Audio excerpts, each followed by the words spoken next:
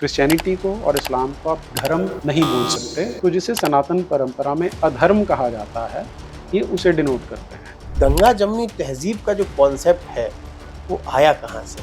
तो एफआईआर हुई है, उसमें आप लिस्ट उठा के देखिए कि जो अक्यूज्ड हैं, उनके नाम में क्या चीज़ कॉमन है कि उनमें से लगभग 70% का जो पहला नाम होता है वो मोहम्मद होता है। आपने बात की सातवां आसमान, 72 हूर, कहाँ से सोचा गया कि भाई ये 72 हूर मिलेंगी, सातवां आसमान आएगा? ये कॉन्सेप्ट कहाँ का है? वहाँ जो जाएगा वो तो वापस आके बताने वाला नहीं है, और आज तक कोई गया वहाँ है नहीं। तो ये तो पोस्ट डेटेड चेक है, हमने तुम्हें दे दिया कि मरने के बाद इन कैश हो। तो ये तो बहुत क्या बोले उसे, बहुत बढ़िया मॉडल ऑफ अट्रैक्टिंग पीपल था। पूरे देश के अलग अलग स्थानों पर डेमोग्राफिक चेंज देखने को मिलता है। मध्य प्रदेश में आप हैं, यहाँ राजधानी भोपाल में मौजूद है। यहाँ पर भी आप देखिए कि एक डेमोग्राफी चेंज जो है वो साफ तौर पर दिख रहा है। पुराना भोपाल, नया भोपाल। मध्य प्रदेश का ऐसा कोई भी शहर नहीं है जहाँ पर इस तरीके की स्थिति न बनी हो। एक ऐसी सोच है जिसका उद्देश्य है पूरे संसार पे कब्जा करना, बाय हुक और बाय क्रुक। ये कुरान उनको सिखाती है कि तुमने करना है, और उसके लिए जो मीन्स अपनाने पड़े वो आप अपना सकते। तो इसका दायित्व निरंतर आज तक की सरकारों के सर पे जाता है, और मास मीडिया जिसने भ्रमित करके रखा उन पे जाता है। ब्रिटिश प्रधानमंत्री कीर स्टारमर का हाल ही में एक बयान आया था जिसमें उन्होंने ग्रूमिंग गैंग की बात की थी और एशियाई शब्द को उन्होंने कोट किया था। तो साउथ एशिया में तो हमारे लोग भी आ जाते हैं। तो इस तरह से उन्होंने इस्लाम को और मुसलमानों को बचाया और पूरे दक्षिण एशिया को बदनाम करने का प्रयास किया। पैटर्न सेम है, पत्थरबाजी करने का, आग लगाने का, हिंसा भड़काने का। अचानक से एक कॉल पर 400 लोग शहर के इस कोने से आ जाते हैं, 400 लोग इस कोने से आ जाते हैं, 1000 लोग अलग जगह से आ जाते हैं। हमें अपनी जो दृष्टि है वो बदलनी पड़ेगी। ये दोनों विचारधाराएं नफरत सिखाती है। कुरान सिखाता है कि सारे काफिर अल्लाह के दुश्मन हैं, तेरे दुश्मन हैं, तूने इन्हें मारना। 3-4 सालों से ये देखने को मिल रहा है कि अलग अलग जगहों से पीएफआई और हट के आतंकवादी यहाँ मिल रहे हैं। 2047 में उनका एजेंडा भी है गजबाए हिंद का। इसके दो अर्थ हैं। एक तो यहाँ का शासन प्रशासन सुषुप्त अवस्था में जो इसे देख नहीं रहा, और दूसरा वो इतने स्मार्ट हैं कि देश के केंद्र में जो सबसे बड़ा प्रदेश है उसमें वो अपनी जड़ें गहरी फैलाते जा रहे हैं, और अगर किसी दिन विस्फोट होना होगा तो उसका केंद्र मध्य प्रदेश बन सकता है। इन दिनों देश के अलग अलग कोनों से कई प्रकार की तस्वीरें नजर आ रही हैं। सोशल मीडिया हो, अखबार हो, न्यूज चैनल्स हो, उनमें खबर सामने आ रही है। खबर इस तरह की कि यहाँ आगजनी हो गई है, खबर ऐसी कि यहाँ पत्थरबाजी हो गई है, यहाँ हिंसा भड़क गई है। सवाल यह है कि ये हिंसा भड़काने वाले, पत्थरबाजी करने वाले हैं कौन? और सभी का पैटर्न बिल्कुल सेम है, क्योंकि देश में गंगा जमुनी तहजीब है और गंगा जमुनी तहजीब के साथ चलने वाले लोग हैं। जब 1947 को देश आजाद हुआ था और आजादी के पहले भारत को 2 टुकड़ों में बांट दिया गया था, तब कुछ मुस्लिम भारत में रह गए। उनका यह कहना है कि साहब भारत हमारा मुल्क है, हम गंगा जमुना तहजीब के साथ इसी देश में रहेंगे। फिर ये गड़बड़ करने वाले, हिंसा भड़काने वाले कौन है? इस प्रकार के तमाम विषयों पर हमसे चर्चा करने श्री नीरज अत्री जी मौजूद हैं। आप लेखक हैं, ऑथर हैं और इस्लामिक एक्सपर्ट कहा जाए आपको तो सही रहेगा। सर, सबसे पहला सवाल आप ही से है कि ये गंगा जमुनी तहजीब का जो कॉन्सेप्ट है वो आया कहाँ से? गंगा जमुनी तहजीब का कॉन्सेप्ट, पहले तो जो आप अभी अपने परिचय में बता रहे थे, जो इंट्रोडक्शन दे रहे थे, उसमें अगर आप देखना शुरू करें, लेटेस्ट जो इंसिडेंट हुआ है नागपुर का, जिस हिंसा की आप बात कर रहे हैं, तो आपका प्रश्न ये था कि ये लोग आते कहाँ से हैं, कौन लोग हैं। तो एफआईआर हुई है, उसमें आप लिस्ट उठा के देखिए कि जो अक्यूज्ड हैं उनके नाम में क्या चीज़ कॉमन है, तो वहाँ से स्पष्ट हो जाता है कि कौन लोग हैं। और जो मैंने आज तक देखा है कि उनमें से लगभग 70% का जो पहला नाम होता है वो मोहम्मद होता है। तो ये आपको एक इंडिकेशन दे देता है कि किन लोगों की हम बात कर रहे हैं। और अब आपने कहा गंगा यमुनी तहजीब, ये क्या होती है? On the face of it, जब आप इस फ्रेज सुनते हैं गंगा जमुनी तहजीब तो ये लग रहा है कि दो नदियां हैं, दो धाराएं हैं, उनका मिलन है, हम उसे संगम बोलते हैं। और क्या, जब हम अपने देश के परिप्रेक्ष्य में बात करते हैं तो ये दो नदियां तो हमारे देश में आदिकाल से चली आ रही है, सनातन धर्म की भूमि पर हैं, और सनातन धर्म के लोग इन्हें अपनी माँ की तरह पूजा करते हैं। तो ये कहीं बाहर से तो नहीं आई है, लेकिन बाहर से ऐसी विचारधारा एक आई है जिसे यहाँ पर ये बताने का प्रयास किया जाता है कि वो इस गंगा जमुनी तहजीब का एक धारा वो है। हमें तो ये एनालाइज करना चाहिए कि ये बात कहाँ तक सच है, लेकिन जब आप इसका आकलन करना आरंभ करते हैं तो इसमें आपको बहुत संकुचित, बहुत संकीर्ण, बहुत ही अवैज्ञानिक, बहुत ही अभारतीय और बहुत ही तुच्छ विचारधारा दिखाई देनी शुरू हो जाती है। इनफैक्ट मैं जब विचारधारा बोल रहा हूँ, अब हिंदी और संस्कृत के शब्दों की विशेषता क्या है, आप सबसे घटिया चीज को भी जब संस्कृत में बोलते हैं ना, वो बड़ी अच्छी लगने लग जाती है। आप बोलेंगे इस्लामिक विचारधारा है तो बड़ा अच्छा लगता है, लेकिन आप जब आकलन करने बैठते हैं तो बोलते क्या है वो, उनका कहना है कि कोई एक नियंता है जिसका उन्होंने एक नाम रख लिया, अल्लाह, सातवें आसमान पे बैठता है, और जिस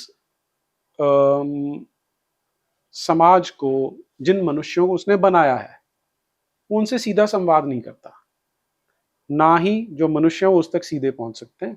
इसके लिए उन्हें बिचौलिया चाहिए होता है, वो बिचौलिए को बोलते हैं पैगंबर। ये हमारी परंपराओं से कहीं मेल नहीं खाता, और एक सहज सनातनी बुद्धि के लिए ये बहुत ही विकृत मानसिकता लगती है कि यदि कोई एक सर्वशक्तिमान एंटिटी है, उसे बिचौलियों की आवश्यकता पड़े, तो ये स्वीकार्य नहीं लगता। दूसरी इसमें समस्या क्या आती है, उनका कहना है कि इस अल्लाह नाम के गॉड ने पूरी मानवता को दो खंडों में विभाजित कर दिया है। वो मुसलमानों को तो पसंद करता है, लेकिन जो गैर मुसलमान है, जिन्हें वो काफिर बोलता है, उनसे घृणा करना सिखाता है। अब आप इसे ऐसे सोचें, हम यदि अपने माँ बाप की कल्पना करें, वो हमें जन्म देते हैं, तो उन्हें कभी भी हमसे ईर्ष्या नहीं होती। वो चाहते हैं हम फलें फूलें, आगे बढ़ें। वो कभी ये नहीं कहते, मान लीजिए घर में 4 बच्चे हैं, कि 2 तो मेरे फेवरेट हैं और ये 2 से घृणा करता हूं, तुम इनका गला काट दोगे तो मैं बड़ा खुश हो जाऊंगा, और ना केवल प्रसन्न हो जाऊंगा, तुम्हें मैं हूरें देने वाला हूं जिनको तुम जीवन भर चाहो, तो जीवन भर तो है ही नहीं, मरने के बाद तुम उनका भोग करोगे। जो किसी ने कभी देखा नहीं, एक ऐसा पोस्ट डेटेड चेक है जिसका बैंक है भी नहीं, किसी को नहीं पता, वो दे दिया। अच्छा, इतने पे भी रुक जाते तो भी गनीमत है। वो बोलते हैं कि इन तो जो जितने काफिर हैं, इन्हें तुम मारोगे, इनसे घृणा करोगे, इनके गले काटोगे, इन्हें लूटोगे, प्लस इनकी जो बहू बेटियां बच्चियां हैं, उन्हें तुम उठा के ले जा सकते हो, उनके साथ तुम यौनाचार कर सकते हो, संबंध बना सकते हो, और इन सब से जो अल्लाह है वो खुश होता है, और खुश होता है तो इसलिए वो तुम्हें जन्नत देता है।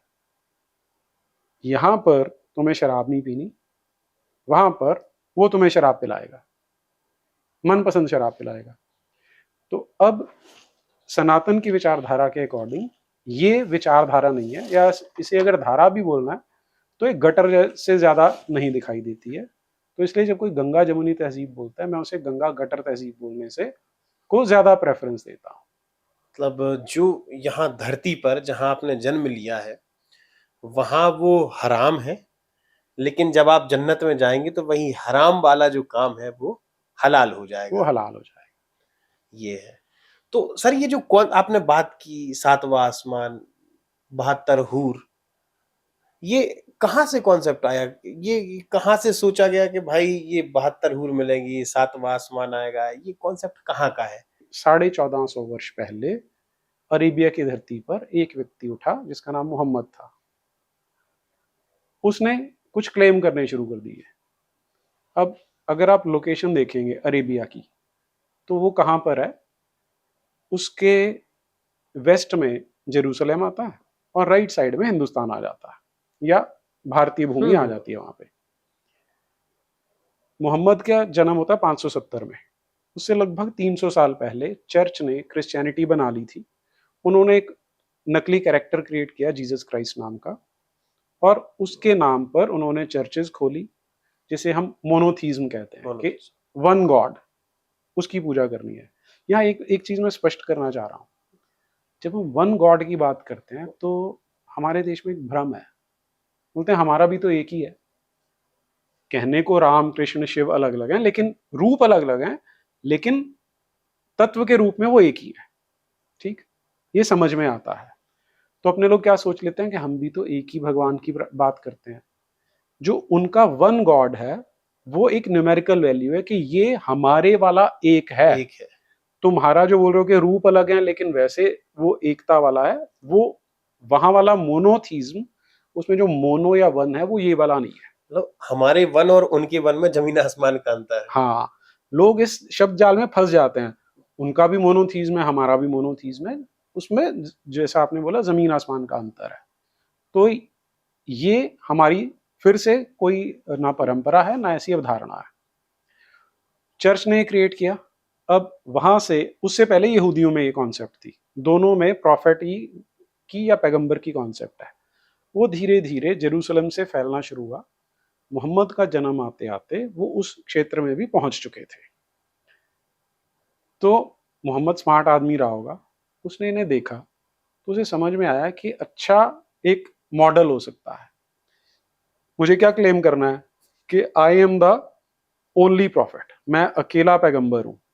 तो अगर आप बिजनेस सेंस में बोलें कि मैंने ये इसकी फ्रेंचाइजी अकेले मेरे पास ही है और किसी के पास ये फ्रेंचाइजी नहीं हो सकती। तो हमारे देश में उसे क्या बोलते हैं, मोनोपोली।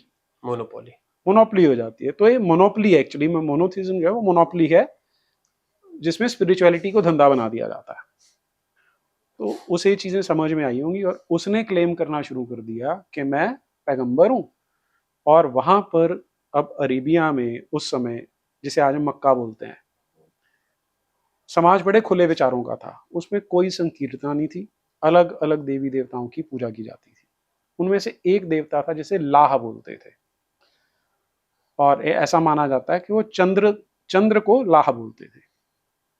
जैसे इंग्लिश में हम बोलते हैं द, किसी भी चीज के आगे द लगाते हैं तो वो बताता है कि स्पेसिफिकली यही इसी की बात हो रही है।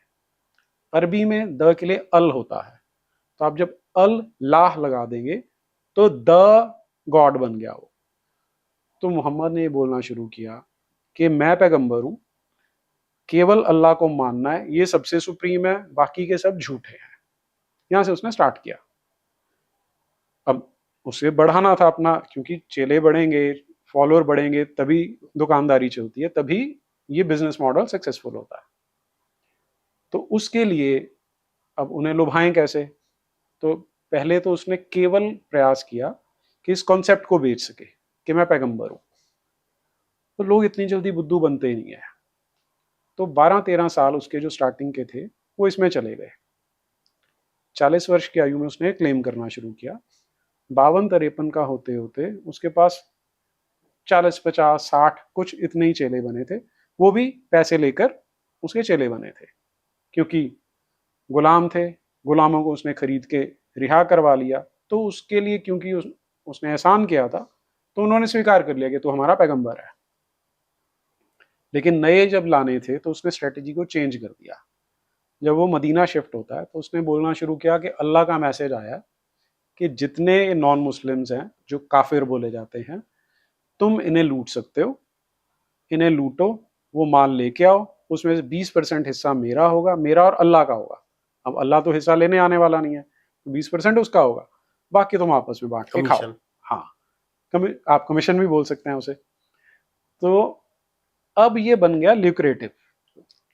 तो जो ऐसी सोच के लोग थे आसपास के, जिन्हें लगता था लूट के आप इजीली पैसा अर्न कर सकते हैं, वो जुड़ने लग गए। और इसकी अगली जो इंड्यूसमेंट थी वो थी कि काफिरों की जो लड़कियां हैं, जो उनकी महिलाएं हैं, वो भी तुम्हारे लिए लूट का माल हैं। ये सूरा नंबर 4 में 24वीं आयत इसे स्पष्ट करती है। जब तुम उन्हें लूटने जा रहे हो, जिहाद करने जा रहे हो, उनसे लड़ रहे हो, जिहाद में तुम्हारे हत्थे जो चढ़ जाती हैं वो तुम्हारी हो गई है, उन्हें तुम बेचो, उनसे जो करना है वो करो। और इसी की अगली स्टेज थी, एक्चुअली पहले भी शुरू हो गई थी, कि तुम जब मरोगे तो अल्लाह तुम्हें 72 हूरें देगा, तरह तरह की चीजें देगा। तो ये उसके दिमाग की उपज है। जो आपका क्वेश्चन था कि कहाँ से आई कॉन्सेप्ट, तो ये एक व्यक्ति के दिमाग की उपज है, जो बहुत स्मार्ट व्यक्ति रहा होगा अपने समय में।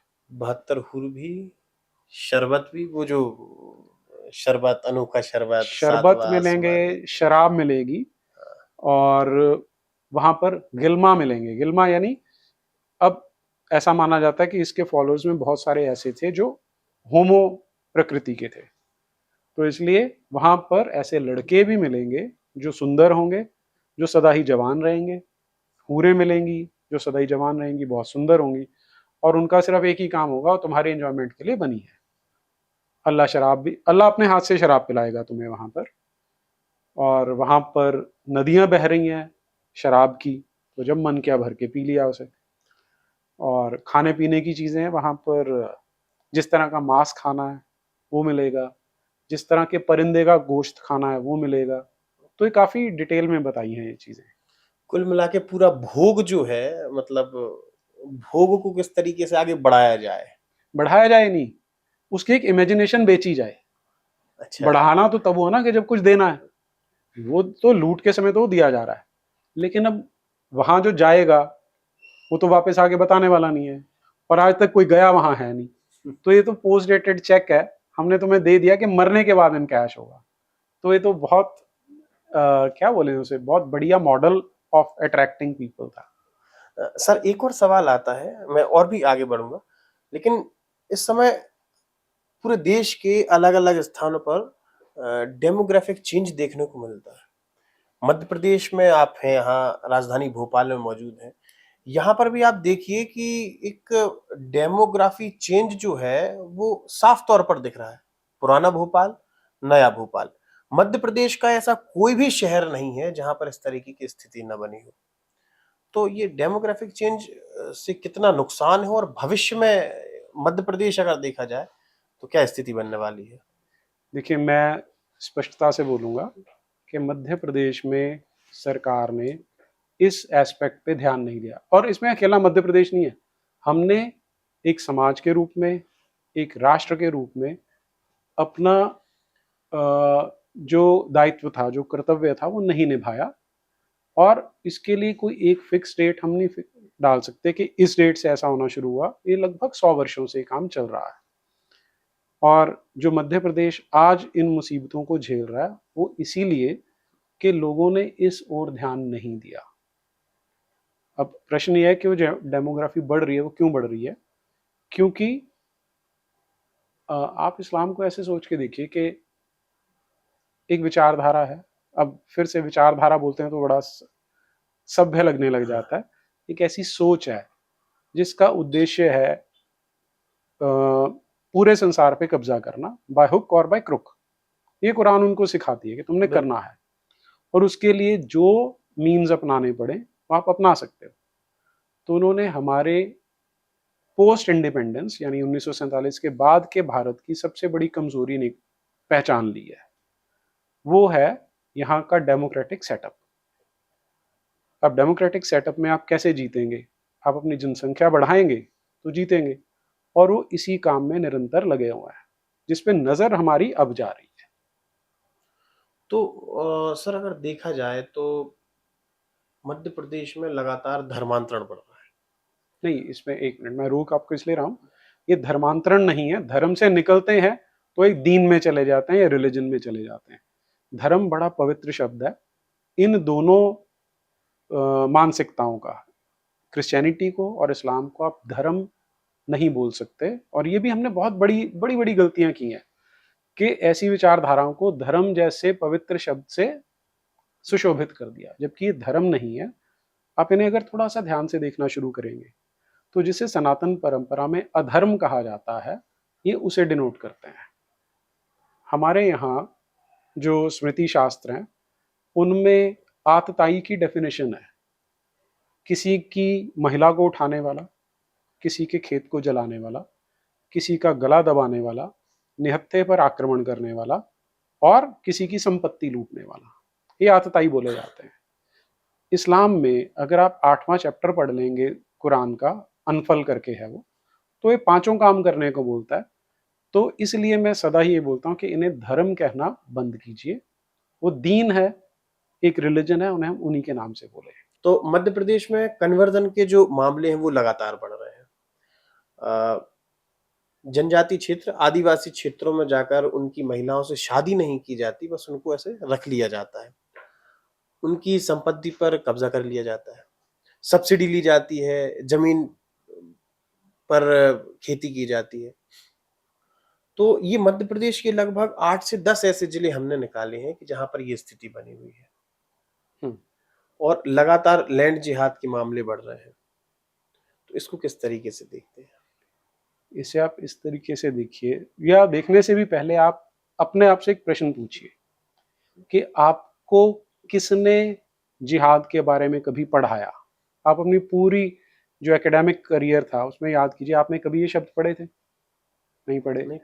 पूरा मास मीडिया, उसने कभी आपको ये बताया कि इस तरह की मानसिकता है जो इंपीरियलिस्टिक है, जो विस्तारवादी है, जो टोटलिटेरियन है? क्या ये कभी बताया गया? नहीं बताया। तो हम एक समाज के रूप में, एक देश के रूप में, एक वैश्विक स्तर की डिस इन्फॉर्मेशन कैंपेन के शिकार हैं, जिसमें हमें पता ही नहीं है कि धीरे धीरे हमारी माइंड स्पेस, हमारी लैंड, हमारी महिलाओं को कब्जा किया जा रहा है, उन्हें हमसे छीना जा रहा है, ताकि इस समाज का, इस परंपरा का, इस पूरी सनातन सभ्यता का धीरे धीरे विनाश किया जा सके। तो इसका दायित्व निरंतर आज तक की सरकारों के सर पे जाता है, और मास मीडिया जिसने भ्रमित करके रखा उन पे जाता है। वो जिन महिलाओं की आप बात कर रहे हैं, वो जानती नहीं कि उनका ऑब्जेक्टिव क्या है, वो अपने भोलेपन में इनका शिकार हो रही है। तो ये हमने होने दिया, इसलिए वो हो रहा। ब्रिटिश प्रधानमंत्री कीर स्टारमर का हाल ही में एक बयान आया था जिसमें उन्होंने ग्रूमिंग गैंग की बात की थी और एशियाई शब्द को उन्होंने कोट किया था। उसमें उन्होंने लिखा था कि क्राउन प्रोसिक्यूशन सर्विसेज का एशियाई ग्रूमिंग ग्रुप से नाम जोड़ा गया था। सर, ये ग्रूमिंग गैंग्स क्या होती हैं और ग्रूमिंग गैंग्स और लव जिहाद, इनमें कितना अंतर होता है? जी, देखिए, जो लव जिहाद हम शब्द बोल रहे हैं, वो फिर से बड़ा ही एक सकारात्मक, एक पक्ष उसका सकारात्मक है कि लव कर रहे हैं। उसका मैसेज यंगस्टर्स में क्या जाता है कि यार लव को भी ये जिहाद से जोड़ रहे हैं, इसलिए हमारे बच्चे अभी भी उसमें फंसते हैं। जबकि ग्रूमिंग गैंग उसके लिए प्रॉपर शब्द है, लेकिन क्योंकि ग्रूमिंग अपने यहाँ पे लोगों को समझ में नहीं आता, इसलिए यहाँ पे फेल हो जाता है। ग्रूमिंग का मतलब है कि वो छोटी छोटी बच्चियों को चिन्हित कर लेते हैं। 10, 11, 12 वर्ष की बच्चियां होती हैं, जिन्हें व्यस्क मुसलमान वहां पर चिन्हित करके उन्हें चॉकलेट के बहाने, किसी चीज के बहाने लेके जाते हैं, उन्हें ड्रग एडिक्ट बनाते हैं, उनका शारीरिक शोषण करते हैं, उनकी फोटोएं खींचते हैं, वीडियोस बनाते हैं। फिर एक लड़का दूसरे मर्द को देता है, दूसरा तीसरे को देता है, उनको एक पब्लिक प्रॉपर्टी की तरह ट्रीट किया जाता है। फिर उनकी कीमत लगाई जाती है, लोग आते हैं, उनसे रात भर उसका उपयोग करते हैं, और जो ये लड़के लेके आते हैं, जो पाकिस्तानी वहां पर पुरुष हैं, वो एक एक लड़की से एक रात के $200 कमा लेते हैं, 250 कमा लेते हैं। तो यानी उन बच्चियों का शारीरिक मानसिक शोषण निरंतर पिछले कम से कम 30 वर्षों से हो रहा था। ये हुई ग्रूमिंग गैंग्स। हमारे यहाँ उसका पैरेलल अजमेर कांड ऑलरेडी हो चुका है। अभी राजस्थान में ब्यावर में वैसी घटना फिर से सामने आई है। लेकिन जैसा हमारे परिवेश है, अगर एक अजमेर कांड प्रकाश में आया है तो इसका मतलब है 50 ऐसे होंगे जो प्रकाश में नहीं आए हैं। यहाँ पर जब कोई अब्दुल नीरज बन के जाता है, लड़की को फंसाता है, तो वो ग्रूमिंग गैंग वाला ही काम कर रहा है। तो जो काम वहां वो कर रहे हैं, यहाँ भी वही कर रहे हैं। जो आपको बताएगा कि इस्लाम पूरे संसार में एक जैसा ही है, वो वही काम करते हैं। जो आप कीर स्टारमर की बात कर रहे हैं, तो वो क्योंकि ये, आप ये समझिए कि किस तरह से पॉलिटिकली करेक्ट नैरेटिव बनाने की वो कोशिश कर रहा है कि उसमें इतना साहस नहीं हो रहा कि उसी के देश की छोटी छोटी, आप 12 वर्ष की बच्ची की कल्पना करके देखिए, बिल्कुल कईयों को तो ऐसा है जिनसे इन्होंने संभोग किए, उनका शोषण किया और फिर उन्हें मार के खा गए, ऐसे भी केसेस आए। और उस देश का प्रधानमंत्री इतना नीच है कि वो स्पष्ट बोलने की बजाय कि पाकिस्तानी ओरिजिन के मुस्लिम्स हैं, वो बोलता है कि साउथ एशियन है। मुझे लगता है यही आपका बिल्कुल प्रश्न था। बिल्कुल बिल्कुल। जी। तो सर इसका कितना दुष्प्रभाव पड़ सकता है जो स्टेटमेंट है, जिस स्टेटमेंट की वजह से, क्योंकि पूरा का पूरा साउथ एशिया, भारत के ऊपर भी इसका एक आरोप जैसा लगाया जा सकता है। वो तो होता है, वो तो पिछले 30 वर्षों से हो रहा है, लेकिन हमें सोचना ही चाहिए कि जब हम ये बोलते हैं इसका दुष्प्रभाव कैसा होगा, तो दो दो पार्टीज हैं, दोनों पे होता है दुष्प्रभाव। पहला तो कि अब क्योंकि अब सोशल मीडिया आ गया, तो वहां पर टॉमी रॉबिन्सन जैसे लोग हैं जिन्होंने इसे एक कैंपेन बना लिया था।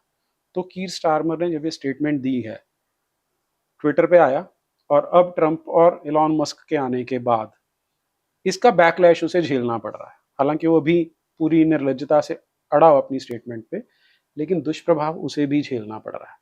लेकिन हम अगर अपने परिप्रेक्ष्य से देखते हैं, तो साउथ एशिया में तो हमारे लोग भी आ जाते हैं। तो इस तरह से उन्होंने इस्लाम को और मुसलमानों को बचाया और पूरे दक्षिण एशिया को बदनाम करने का प्रयास किया। सर फिर से मैं मध्य प्रदेश पर आऊंगा। एक कुछ घटनाएं याद आ रही हैं कि पिछले कुछ दिनों से लगातार मध्य प्रदेश में भी हिंसा की तस्वीरें सामने आ रही हैं। मऊ में आई थी, फिर उसके बाद दमोह में एक पुलिस कर्मचारी के ऊपर गोली चलाई गई। आज सुबह ही खबर आई थी कि शहडोल में भी जो है पुलिस कर्मियों के ऊपर पत्थरबाजी की गई है। तो पैटर्न सेम है, पत्थरबाजी करने का, आग लगाने का, हिंसा भड़काने का। अचानक से एक कॉल पर 400 लोग शहर के इस कोने से आ जाते हैं, 400 लोग इस कोने से आ जाते हैं, 1000 लोग अलग जगह से आ जाते हैं। तो ये इनका सिस्टम कैसा है? पैटर्न वो कश्मीर जैसा है। पहले कश्मीर में देखने को मिलता था, आज पूरे देश में देखने को मिल रहा है। और देश की एक छोटी सी तहसील, एक छोटे से गांव में भी ये स्थिति देखने को मिल रही है। देखिए, इस्लाम तो वैश्विक समस्या है। हम देश को छोड़ के अगर पूरे विश्व पे देखें, तो सारे विश्व में यही कहानी है इनकी। सब जगह पे ऐसा हो रहा है। लेकिन प्रश्न है कि ये क्यों हो रहा है ना? क्यों इतने बोल्ड हो गए हैं? अच्छा, उस वो आंसर देने से भी पहले, इस्लाम में ऑर्गेनाइज्ड स्ट्रक्चर है कि एक मौलवी है जो मस्जिद का इंचार्ज है, और वो वहां से अपनी डायरेक्शंस डिक्टेट करता है, और उसके आसपास के एरिया में उन्हें फॉलो भी किया जाता है। महाराष्ट्र में एक कानून है मकोका करके, control of organised criminal activities, Maharashtra control of organised criminal activities. ये स्पेशली क्यों बनाना पड़ा? जब ऑर्गेनाइज्ड गैंगस्टरिज्म वहां पे बहुत बढ़ गया था। क्योंकि एक होता है कि आपने आपस में लड़ाई हुई, किसी ने एक दूसरे को मार दिया, उन्हें बोलते हैं heat of the moment crimes हैं वो। सड़क पे जा रहे थे, कार भिड़ गई, गुस्सा आया, एक ने दूसरे को मार दिया, किसी ने धोखा दिया, मार दिया, किसी ने फ्रॉड किया, लड़ाई हो गई। इन्हें हम बोलते हैं heat of the moment crimes. लेकिन उनके लिए निपटने के लिए पुलिस, कानून व्यवस्था चलती है, वो अपना काम करती है। लेकिन जब गैंगस्टरिज्म ऑर्गेनाइज हो जाता है, तब वो आम लोगों को टारगेट करता है और बहुत ज्यादा इफेक्टिव हो जाता है। अब आप मुझे ये बताइए कि एक ऐसी विचारधारा जिसका डिक्लेयर्ड ऑब्जेक्टिव है कि उन्होंने सबको या तो कन्वर्ट करना है या मार देना है, और वो पूरी तरह से ऑर्गेनाइज्ड है, आप इन्हें किस श्रेणी में रखेंगे? ठीक है, आप दर्शक भी अपने आप सोच सकते हैं।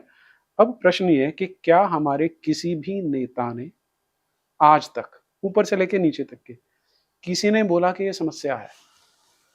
पूरे विश्व में आप देखिए, एक आपको ट्रंप है जो बोलता है कि Islam hates us, we know it hates us. उसने गट्स दिखाए इस्लाम को बिल्कुल मुंह पे बोलने के। स्विट्जरलैंड में गार्ट वाइल्डर्स है, वो इसके बारे में स्पष्टता से बोलता है। इन दो को छोड़ दीजिए, या एक दो और होंगे, उन्हें छोड़ दीजिए, विश्व भर में जो पॉलिटिकल लीडर्स हैं, वो थोड़ी सी वोट्स लेने के लिए, 1% 2% वोट्स लेने के लिए अपना मुंह बंद रख लेते हैं कि हम इस पे बोलेंगे ही नहीं। एक तो वो कैटेगरी है। उससे भी खतरनाक कैटेगरी वो है जहां पर लीडर्स को पता है कि ये जो विचारधारा है, ये समस्या है, वो फिर भी इसका महिमा मंडन करते हैं, इसे रिलीजन ऑफ पीस बोल देते हैं। जब आप पॉलिटिकल लीडरशिप के लेवल पे इसे रिलीजन ऑफ पीस बोल रहे होंगे, तो आप इसे लड़ने के लिए कभी भी ऑर्गेनाइज्ड ना तो होंगे, ना इसे लॉ एंड ऑर्डर प्रॉब्लम मानेंगे। तो जब तक हम ये एड्रेस नहीं करते, तब तक ये समस्या न केवल मध्य प्रदेश में बल्कि देश भर में और संसार भर में ऐसी रहेगी। सर, जब ये सारे विषय देखते हैं तो इनमें आवाज उठाने की भी बात आती है कि हम फ्री स्पीच वाले समाज में रहते हैं कि जहां पर आप कुछ भी बोलने के लिए स्वतंत्र हैं। जब कोई इस्लामिक स्कॉलर कुछ बोलता है तो कोई समस्या नहीं आती, ईसाई मिशनरी द्वारा कुछ बोला जाता है तो उसमें कोई समस्या नहीं है, स्वतंत्र तरीके से वो अपनी बात रखते हैं। लेकिन अगर कोई सनातनी उस विषय को रखता है, अपने मत को जाहिर करने की कोशिश करता है, तो सारे के सारे षड्यंत्र उसके ऊपर डाल दिए जाते हैं, सारे के सारे दबाव उसके ऊपर डाल दिए जाते हैं, उसके परिवार को खतरा हो जाता है। क्या सच में फ्री स्पीच समाज है अपना? देखिए, हमारे यहाँ पर कुछ शब्द हैं जो जिनका मीनिंग आपको डिक्शनरी में नहीं मिलेगा। फॉर एग्जाम्पल सेक्युलरिज्म, इसका अर्थ क्या है? आप डिक्शनरी उठा के देखेंगे तो ये शब्द निकला चर्च की वोकैबुलरी से, कि जो चर्च का काम नहीं करता वो सेक्युलर कहलाता था। तो वहां से शुरू हुआ कि separation of church and state, कि स्टेट के काम में चर्च दखल नहीं देगी, इसलिए वो सेक्युलर है। चर्च क्योंकि ऑपरेसिव है, क्रिश्चियनिटी क्योंकि एक्सपेंशनिस्ट है, दमन करने वाली है, अनसाइंटिफिक है, एंटी वुमेन है, इसलिए इसके खिलाफ विद्रोह हुआ और वहां पर सेक्युलरिज्म आया। हमारे देश में इसकी आवश्यकता थी नहीं, लेकिन चाचा और बापू ने ये शब्द इंपोर्ट किया और हमारे सर पे थोप दिया। तो ये ऐसी शब्दावली है जिस हमारे देश में जो चलती है। यहाँ पे सेक्युलर का अर्थ क्या होता है? हिंदू विरोधी होना, सनातन विरोधी होना, उसे सेक्युलर कहा जाता है। आप इफ्तार करने जाएंगे तो आप सेक्युलर हैं, आप टोपी नहीं पहनेंगे हिंदू होते हुए तो आप कॉम्युनल हो जाते हैं। तो जो आप फ्री स्पीच की बात कर रहे हैं, वो फ्री स्पीच भी एक ही डायरेक्शन में जाता है। आपने सनातन को गाली देनी है तो आप ओ माई गॉड जैसी मूवी भी बना देंगे। सैकड़ों मूवीज के एग्जाम्पल दे सकता हूँ जो आप बनाते हैं। वहां पर आप सनातन की परंपराओं को भी गाली दीजिए, हिंदुओं को भी गाली दीजिए, उन्हें नष्ट करिए, तो आपका फ्रीडम ऑफ स्पीच है। लेकिन अगर आप उनके तथ्य भी बताना शुरू करते हैं तो आपको धमकियां आनी शुरू हो जाएंगी, आपके सरतन से जुदा होने की कहानियां शुरू हो जाएंगी। मतलब हम उस देश की बात कर रहे हैं जहां पर एक सुप्रीम कोर्ट का जज भरी अदालत में एक लड़की को ये बोल देता है कि वो जिसने गला काटा है, जो सच में गला काट के आया, वो दोषी नहीं है, तूने क्योंकि उनकी किताबों की बात बोल दी थी तो तू दोषी है। तो जब सुप्रीम कोर्ट की जुडिशरी है, अगर वो ऐसा बोल सकती है, तो आप कल्पना करके देखिए कि नीचे जो हवलदार है उस तक क्या मैसेज जाएगा। तो जो आप बोल रहे हैं वो पूरे तंत्र का फेलियर है। इसका सॉल्यूशन क्या हो सकता है सर? इसका सॉल्यूशन 3 स्तर पे आएगा। पहला, पॉलिटिकल लेवल पे हमारे पॉलिटिशियंस को ये साहस जुटाना होगा कि जो गुंडागर्दी है उसे गुंडागर्दी के नाम से बुलाया जाए और उसका समाधान निकाला जाए।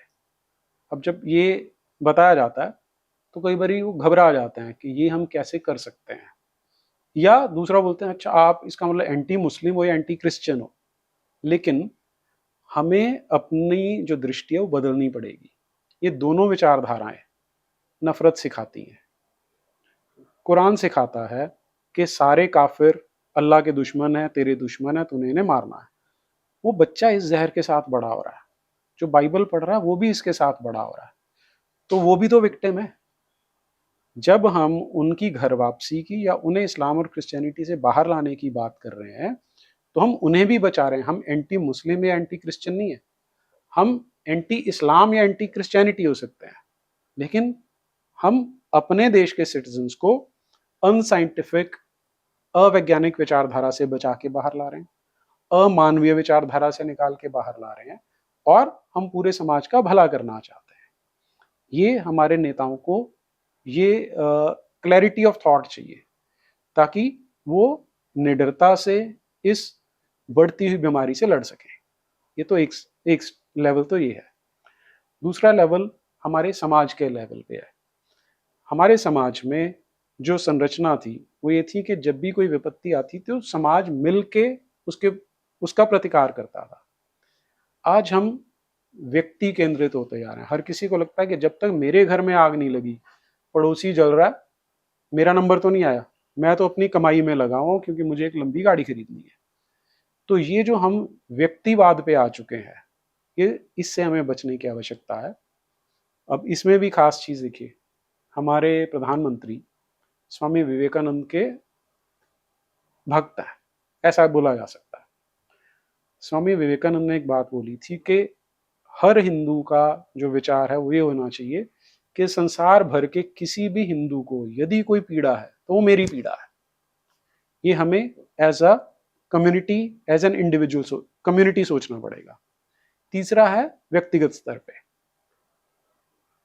मैं जब लोगों से पूछता हूं कि तुम्हारे आदर्श कौन है, तो बड़े बड़े नाम आते हैं। कोई बोलेगा छत्रपति शिवाजी महाराज, महाराणा प्रताप, राणा सांगा, गुरु गोविंद सिंह, संभाजी महाराज, वीर सावरकर, सचिन तेंदुलकर, ये नाम आते हैं। अगर मैं सचिन को थोड़ी देर के लिए छोड़ दूं, बाकी सब में क्या कॉमनैलिटी है, क्या चीज कॉमन है? उन्होंने ये निर्णय किया कि मेरा जीवन केवल मेरे लिए नहीं है, मेरे ऊपर समाज का, धर्म का, ऋषियों का ऋण है जो मुझे उतारना है, और जो अधर्म चारों ओर फैल रहा है मुझे उससे लड़ना है। हम जब तक व्यक्तिगत स्तर पे ये जिन्हें हम अपना आदर्श मानते हैं उनके चरित्र को अपने अंदर नहीं उतारेंगे, वो 1% उतारते हैं या 50 उतारते हैं, 100 उतारते हैं, वो बात की बात है।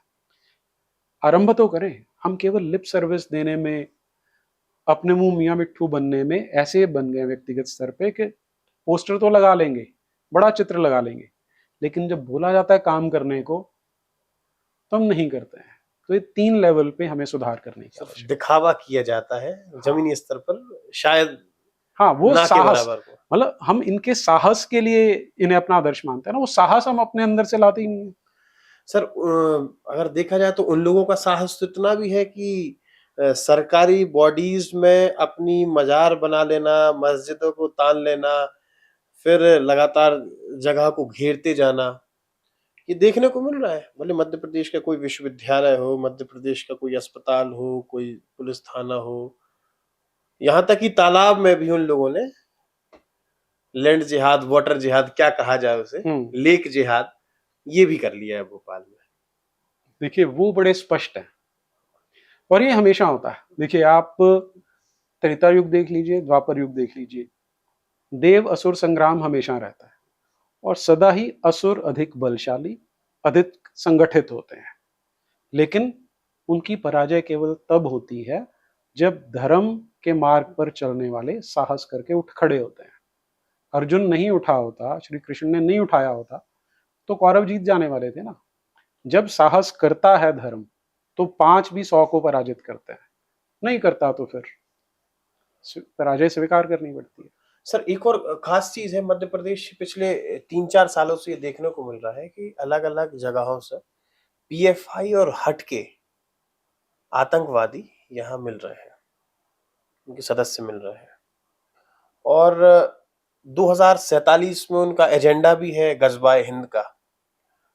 तो गजवाए हिंद जो एजेंडा है वो पीएफआई या सिर्फ हट का है कि जितने भी मुस्लिम समाज यहाँ रहती है उन सभी का है? अच्छा, देखिए उसमें कंट्रीब्यूशन सभी का रहेगा क्या? ये आंसर स्टेजेस में मिल सकता है। इसका आंसर हमें जब आप ये बात करते हैं कि मध्य प्रदेश में ऐसा मिल रहा है तो इसका मतलब है कि वो बहुत स्ट्रेटेजिकली काम कर रहे हैं। वो यूपी में रडार में आ गए, वेस्ट बंगाल में रडार पे आ गए, केरल में रडार पे आ गए, महाराष्ट्र में आ गए, मध्य प्रदेश में रडार पे नहीं आ रहे। तो इसका अर्थ ये है, इसके 2 अर्थ हैं। एक तो यहाँ का शासन प्रशासन सुषुप्त अवस्था में जो इसे देख नहीं रहा, और दूसरा वो इतने स्मार्ट हैं कि देश के केंद्र में जो सबसे बड़ा प्रदेश है उसमें वो अपनी जड़ें गहरी फैलाते जा रहे हैं, और अगर किसी दिन विस्फोट होना होगा तो उसका केंद्र मध्य प्रदेश बन सकता है। इसके लिए मुझे लगता है कि प्रशासन को अभी से अलर्ट रहना चाहिए। और दूसरी बात जो आपने बोला कि वो जो 2047 है उसमें करना चाहते हैं, वो उनकी आउटर लिमिट है, उस तक करना है। वो 2037 भी हो सकता है, 2032 भी हो सकता है, 2030 भी हो सकता है। वो उनकी आउटर लिमिट है, ये हमें याद रखना है, और इसके लिए वो प्रतिबद्ध हैं। अब जो तीसरी चीज आपने बोली कि इसमें किस किस का कंट्रीब्यूशन है, तो वो स्टेजेस में काम करते हैं, बहुत स्मार्टली काम करते हैं। वो जो रेडिकल कंपोनेंट है, जो उनका मास्टरमाइंड्स होते हैं, उन्हें पता है कि इंजेक्शन धीरे धीरे लगाना है। वो धीरे धीरे एक ग्रुप को पिक करते हैं, एक लेवल को उठाते हैं, फिर अगले को रेडिकलाइज किया जाता है, स्टेजेस में काम होता है। इसलिए उनके जो लड़के भी देखोगे, उनमें रेडिकलाइजेशन का लेवल सदा अलग अलग मिलेगा आपको। जो पूरे हो जाते हैं उन्हें उठा के फिर किसी और जगह पे ले जाके ट्रेनिंग दे दी जाती है। तो इसका कोई एक आंसर नहीं कि सारे 100% हैं या सारे 0 हैं। वो आपको सारे बीच बीच में दिखाई देंगे, सबकी परसेंटेज। सर बहुत बहुत धन्यवाद। मतलब आज बहुत कुछ जानने को मिला, और जो भी मन में सवाल थे वो पूरी तरह से स्पष्ट हुए। जो गंगा जमुनी तहजीब की बार बार बात होती है, ऐसा कुछ होता ही नहीं है। और ये जो घटनाएं आपके आसपास अगल बगल घटित हो रही हैं, ये कोई अचानक से नहीं होती, बल्कि पूरी तरीके से प्री प्लान्ड है। उनका उनका मानसिक स्तर इस तरीके के लिए इस तरह से तैयार है कि उन्हें पता है कि वो आगे क्या करेंगे। साथ ही प्लानिंग गजवाए हिंद की 2047 की वो आउटर लिमिट है। 2047 के पहले उनको अपने उद्देश्य की प्राप्ति कर लेना है। सर आपका बहुत बहुत धन्यवाद। आयुध के लिए अगर कोई संदेश आप देना चाहते हैं तो।